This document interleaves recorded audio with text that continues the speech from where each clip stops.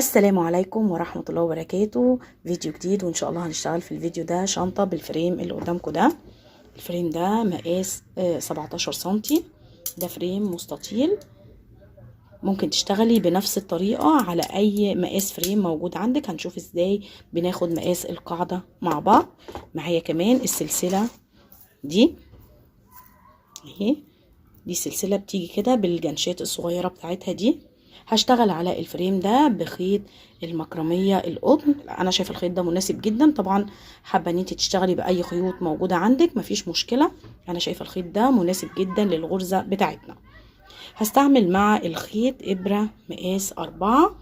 اول حاجه هنشتغل القاعده مع بعض وهناخد مقاس القاعده. هنفتح الفريم كده. لو الفريم بتاعك مستطيل هتاخدي المقاس سواء بالطول او بالعرض. لو القاعدة دائرية هتلفي المزورة حوالين القاعدة وهتشتغلي قاعدة دائرية بنفس المقاس اللي هيطلع لك. انا معايا الفريم المستطيل ده، طبعا ممكن تبدأي قاعدة هنا كده بالطول معايا بالظبط 17 سنتي، وممكن تبدأي القاعدة بالعرض حوالي 12 سنتي. 12 سنتي تمام. حابه تبداي بالطول او بالعرض بنفس الطريقه مفيش اي اختلاف، مجرد ان انت بتعملي سلسله بالمقاس اللي انت عايزاه. اول حاجه عقده البدايه، هنشتغل السلسله الاول وبعدين هنقيسها على الفريم وهنشتغل عدد السلاسل بتاعتنا. انا هشتغل القاعده بتاعتي، هبدا بالعرض تمام.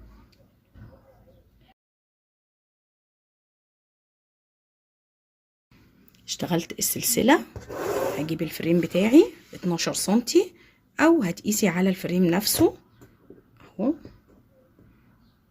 تمام. كبيرة شوية هنفك تمام. هنخلي طبعا سلسلة علشان الارتفاع. احنا هنشتغل القاعدة بغرزة الحشو. بصوا بالشكل ده، شايفين السلسلة مقاس العرض بالظبط. هنبدأ نشتغل رايح جاي على السلسلة بتاعتنا. هناخد سلسلة ارتفاع اهي هنسيبها وهنيجي على السلسلة التانية وهنشتغل حشو، اللي بعديها كمان حشو، وكل غرزة هتقابلني هشتغل فوقيها غرزة حشو لنهاية السطر. اشتغلت على السلسلة كلها بغرزة الحشو، وصلت لنهاية السطر. اخر غرزة هاخد ارتفاع سلسلة واحدة وهلف الشغل بتاعي في نفس المكان اللي انا طالعة منه بالارتفاع.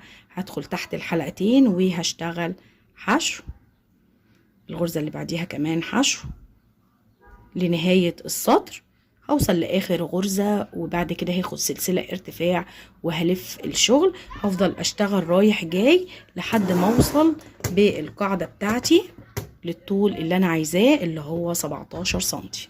وصلت بمقاس القاعدة لمقاس الفريم زي ما انتوا شايفين. الشكل بقى كده اهو. لو جينا حطيناها جوه الفريم كده بصوا يا دوبك لسه طبعا هنشتغل دوران القاعدة سطر حشو. بصوا بالظبط لو قسناها هتطلع نفس المقاس بتاع الفريم من جوه. الخطوة اللي جاية وقبل ما نشتغل سطر الحشو في خطوة لازم نعملها الأول اهو. البوري بتاعنا، شايفين قطعة البوري دي اللي أنا بدعم بيها القواعد بتاعتي، وعبارة عن فرخ كده قريب من الفوق لكن ماسك نفسه شوية. أنا بثبته بمسدس الشمع.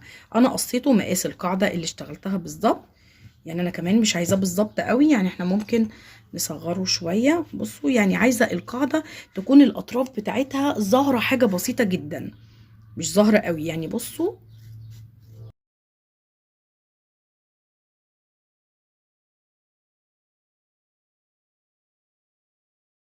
تمام. بصوا سهل القص جدا. انا هثبت البوري بمسدس الشمع او بالسيليكون يعني، وكمان ممكن لو مش متوفر عندك ممكن تلزقيه بالكله اللي بنلزق بيها الجلد والحاجات دي برضو هيكون كويس. انا هثبته وهرجع لكم عشان نشتغل سطر الحشو مع بعض. ودعمت القاعده بتاعتي بالبوري، انا ثبته بمسدس الشمع. بصوا انا سايبه جزء بسيط جدا من دوران القاعده عشان بعد كده اعرف اشتغل السطور بتاعتي ما تكونش جاي عليها شمع ومقفوله. وكمان ثبت مسامير القاعدة بالشكل ده. خلاص القاعدة بقت ماسكة نفسها. هاجي عند اخر غرزة، هنشتغل بقى دوران القاعدة بغرزة الحشو. دي اخر غرزة، هاخد ارتفاع بعدها، هاجي في نفس المكان، بصوا في الجنب كده، وهشتغل غرزة حشو. طبعا في الكورنر ده او في الدوران ده انا بشتغل غرزتين، غرزة في البداية بعد ما اخدت سلسلة الارتفاع، وغرزة وانا بقفل السطر. دي اول غرزة حشو. كل سطر بعد كده هيقابلني هشتغل فوقيه غرزة حشو. السطور اللي بالعرض دي اول مكان غرزة حشو قصاد السطر بتاعه. السطر اللي بعده حاولي كده تلاقي لنفسك مكان.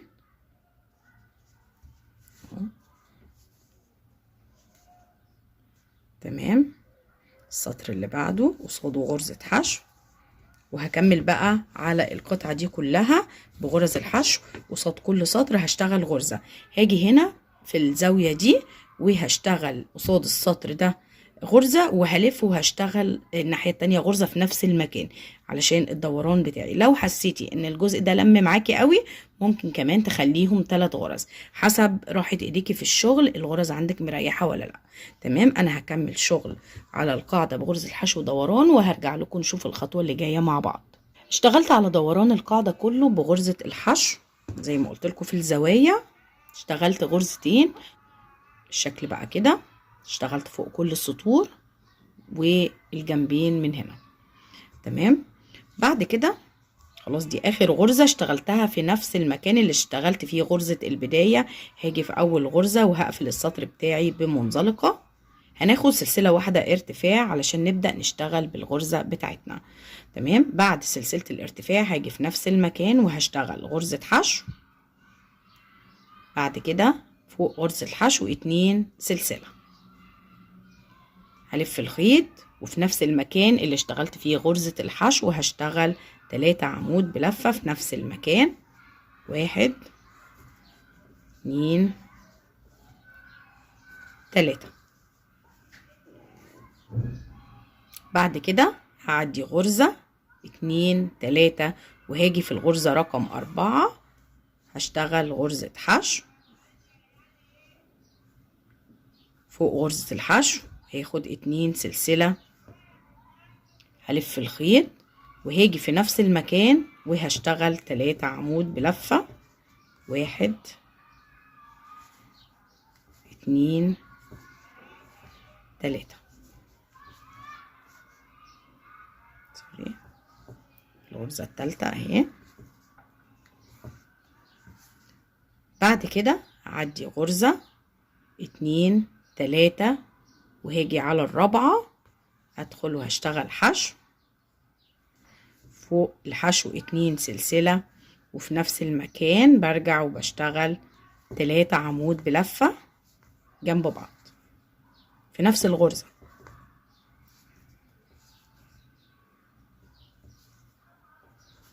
هكرر شغل بنفس الطريقة على دوران القاعدة. بنفس الطريقة هشتغل غرزة حشو، هعدي غرزة 2 3 وفي الرابعة هشتغل غرزة حشو وفوقيها 2 سلسلة وفي نفس المكان هشتغل 3 عمود بلفة. هشتغل الدوران كله وهنرجع نقفل السطر مع بعض ونبدأ سطر جديد سوا. وصلت لنهاية السطر الأول. الشكل بقى كده اهو، بدأت تلم شوية، ده شكل الغرزة. وعلمت أول غرزة حشو في السطر عشان ده المكان اللي أنا هقفل فيه السطر. هشيل العلامة. خلاص دي آخر مجموعة اشتغلتها، وهاجي في أول غرزة حشو وهقفل بمنزلقة وهلف الشغل. الغرزة بتشتغليها رايح جاي مش دوران، فلازم تشتغلي سطر من الاتجاه الخارجي ده وسطر من داخل الشغل عشان تظبط معاكي. باجي في اول غرزة وبشتغل منزلقة، الغرزة اللي بعدها منزلقة. تمام. بعد كده بيقابلني العمود الثالث او الغرزة رقم 3، بدخل تحتيها وبرفعها على الابرة كده وبشتغل غرزة حشو امامية. بطلع من الحلقتين وبعدين فوق غرزة الحشو بشتغل 2 سلسلة، بلف الخيط وبيقابلني ال2 سلسلة. بصوا هتلاقوهم واضحين بالنسبة لكم. لو عديت ال3 عواميد هتلاقيهم بعد ال3 عواميد باجي في الفراغ وبشتغل 3 عمود بلفة في الفراغ بتاع السلاسل. 1 2 3. بعد كده المجموعة اللي بعدها بعدي اول عمود، العمود التاني باجي على العمود التالت برفعه على الابرة كده غرزة امامية، بسحب الخيط بطلع من حلقتين فوق غرزة الحشو، بشتغل 2 سلسلة، بلف الخيط وباجي على ال2 سلسلة اللي ورا المجموعة بتاعتي، بدخل وبشتغل 3 عمود بلفة. بصوا الشغل من جوه من ناحية البوري من داخل الشنطة. العمود التالت بكرر بنفس الطريقة، بيقابلني مجموعة جديدة، بعد عمود 2 3، برفع العمود التالت على الإبرة، بسحب الخيط بطلع من حلقتين، باخد 2 سلسلة فوق غرزة الحشو. بعد كده بلف الخيط وباجي على ال2 سلسلة الفراغ اللي بيكونهم هنا ده. بصوا بعد المجموعة بسحب الخيط بطلع من حلقتين في حلقتين، بكرر وبشتغل العمود التاني وفي نفس المكان العمود التالت. تمام. السطر كله هيخلص من نفس الاتجاه من داخل الشنطة. انا هكمله بنفس الطريقة، وما ننساش دايما نعلم اول غرزة حشو في السطر علشان لما نيجي نقفل السطر بتاعنا ما نتلخبطش. هكمل وهرجع لكم نقفله مع بعض ونبدأ سطر جديد سوا. وصلت لنهاية السطر التاني. بصوا الشكل بقى كده. هنقفل مكان العلامة دي، اخر مجموعة اشتغلتها، هشيل العلامة وهقفل في اول غرزة حشو بمنزلقة، وهلف الشغل بتاعي هشتغل من الاتجاه اللي بره. زي ما قلنا سطر هنشتغله من جوه وسطر هنشتغله من بره، لان الغرزة دي علشان تكون مجسمة بالشكل ده لازم نشتغلها رايح جاي. هاجي على اول عمود هيقابلني وهاخد منزلقة علشان امشي لحد اخر غرزة عمود والسلاسل. الغرزة اللي بعديها منزلقة، بعد كده العمود التالت برفعه على الابرة، بسحب الخيط معايا حلقتين، بطلع من الحلقتين وباخد فوقيهم 2 سلسلة. بعد كده بلف الخيط باجي على السلسلتين اللي في الجنب اللي هم بعد المجموعة، بدخل وبشتغل 3 عمود بلفة. 1 2 3. بكرر المجموعة الجديدة، بعد عمود 2، باجي على العمود التالت برفعه كده، بسحب الخيط بطلع من الحلقتين وبشتغل 2 سلسلة، بلف الخيط الفراغ اللي بيكونه السلاسل اللي بعد المجموعة، بدخل وبشتغل 3 عمود جوه الفراغ ده. 2 3. كمان مرة المجموعة بتاعتي اهي 3 عمود، بعدي اول عمود وتاني عمود، باجي على العمود التالت برفعه، بسحب الخيط بطلع من حلقتين وباخد 2 سلسلة، بلف الخيط وباجي على السلاسل اللي في الجنب دي، بدخل وبشتغل 3 عمود بلف. 1 2 3. تمام. السطر كله هيكمل بنفس الطريقة وهنقفله. ما ننساش نرجع العلامة، دايما بنسى هي غرزة الحشو قبل ما تتوه مني برجع فيها العلامة. بكمل شغل على السطر بنفس الطريقة، الاتجاه الخارجي بوصل للعلامة وبقفل بمنزلقة وبلف الشغل لجوه وبكمل السطر اللي بعد كده بنفس الطريقة. وكل السطور اللي هتقابلني بشتغلها بنفس الطريقة.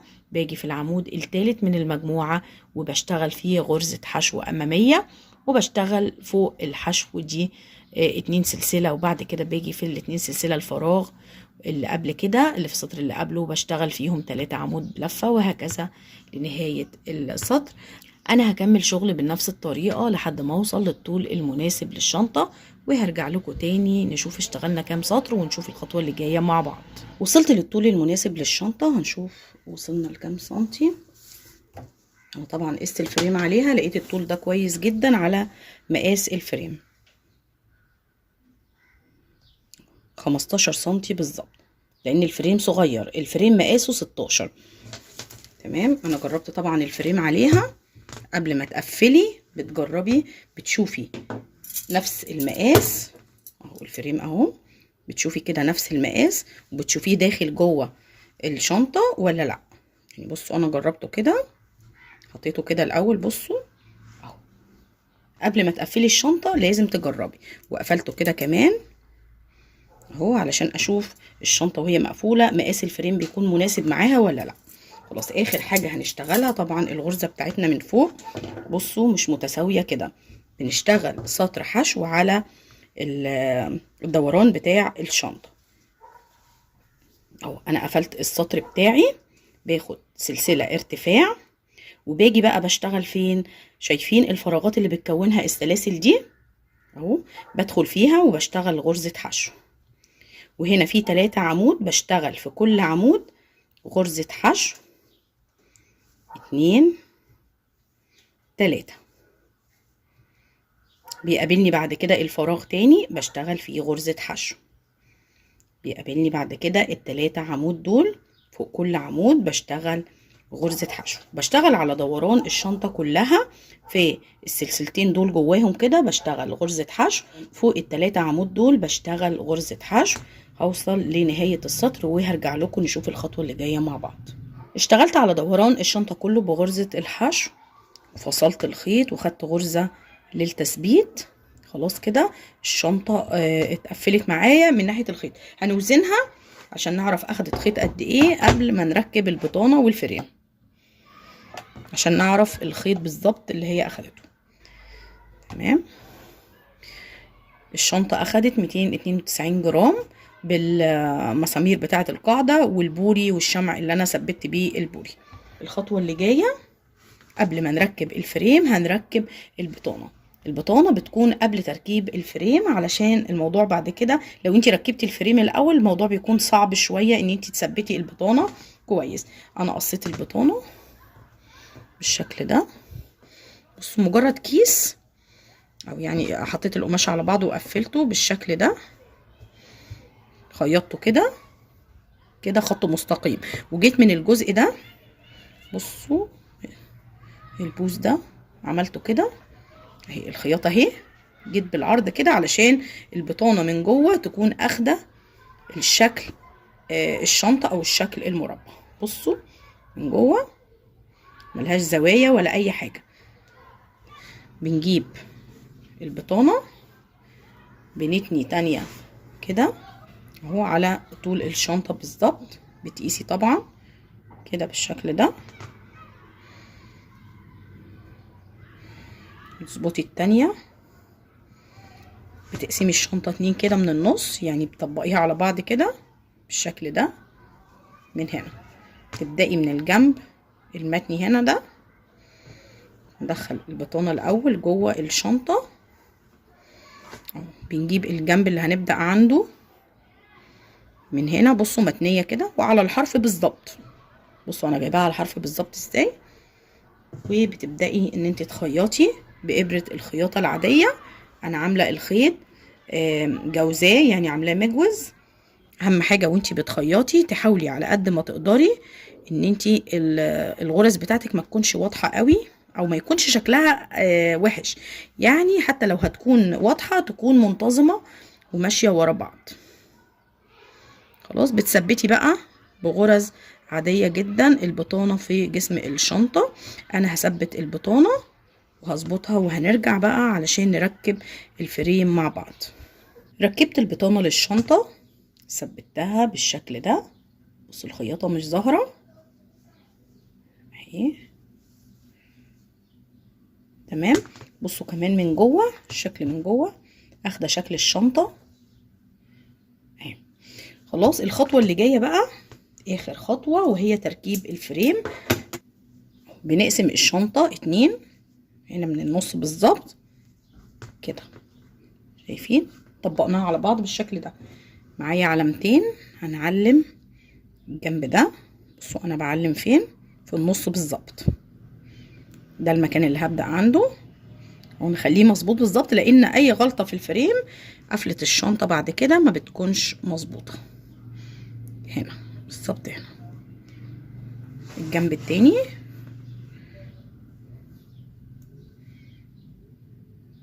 هنا. خلاص شايفين انا علمتها ازاي؟ بجيب الفريم بتاعي، خيط شفاف، خيط ذهبي نفس لون الفريم، خيط نفس لون الشنطة، كل ده ينفع. انا جبت خيط ذهبي البكر ده العادي، لكن عاملة الخيط 4 مرات يعني عشان يكون متماسك وما يتقطعش مني وانا بشد. خلاص بجيب الفريم بفتحه كده من هنا وبدخله جوه الشنطة. خلاص احنا ممكن نفتحها كده عادي مفيش مشكلة، خلاص طالما علمنا. بدخلها جوه الشنطة كده بالشكل ده. بصوا كده بخليها تاخد نفس شكل الشنطة بالظبط. تمام، بظبط الدنيا وباجي عند العلامة بالظبط في نفس المكان اللي انا حاطة فيه العلامة، وباجي اهو بحط النص ده او المركز بتاع الفريم اللي هو الجزء ده، بحطه عند العلامة بالظبط، عند الغرزة بتاعت العلامة كده في النص. وباجي في المكان اللي انا اللي هو عند اول الاخرام بتاعه الفريم، بدخل بيكونوا بعد العلامه بشويه صغيرين كده، بثبت الخيط بتاعي الاول، بعدين برجع تاني. بحاول على قد ما اقدر ان الخياطه بتاعتي ما تكونش ظاهره من جوه عشان الخيط ما يكونش ظاهر قوي. بتظبطي بقى وبتبداي تخيطي غرز عاديه جدا، بتطلعي من فتحه بترجعي من التانية، وبتضمي الجزء بتاع الشنطة ده على حرف الفريم كده، بتشدي بسيط، بترجعي تاني الفتحة اللي بعديها، بتشدي تاني. تمام، اثبت الفريم وهنرجع نشوف الشكل النهائي للشنطة. كملت تركيب الفريم الشكل بقى كده. بصوا ده شكل البطانة والشنطة اهو، الشنطة من جوه، الشنطة مع حجمها الصغير واسعة جدا من جوه. تمام، خلاص هي كده خلصت. خطوة واحدة بقى اللي باقية ان احنا نركب ليها السلسلة اهو. هي السلسلة دي بتيجي كده جاهزة اهو. تمام، ركبت لها كمان البروش ده، ممكن تسيبيها ساده، انا شايفاها وهي ساده كمان جميله، بروش جميل. الشنطه كلها يعني خفيفه جدا يعني. بصوا ده كده والشنطه فاضيه من جوه اهي، ماسكه نفسها وهي فاضيه، في نفس الوقت الخيط خفيف. شكل الغرزه من قريب فريم اهو، بصوا الخيطه بتاعت الفريم. تمام، اتمنى ان شاء الله ان هي تكون عجبتكم. هستنى رايكم في التعليقات، ولو عجبكم الفيديو دوسوا لايك، واللي لسه بيشوفني لاول مره وما عملش اشتراك يدوس على كلمه اشتراك او سبسكرايب الموجوده تحت الفيديو، وكمان يفعل الجرس علشان يوصلوا كل جديد من الفيديوهات اللي بتنزل على القناه. السلام عليكم ورحمه الله وبركاته.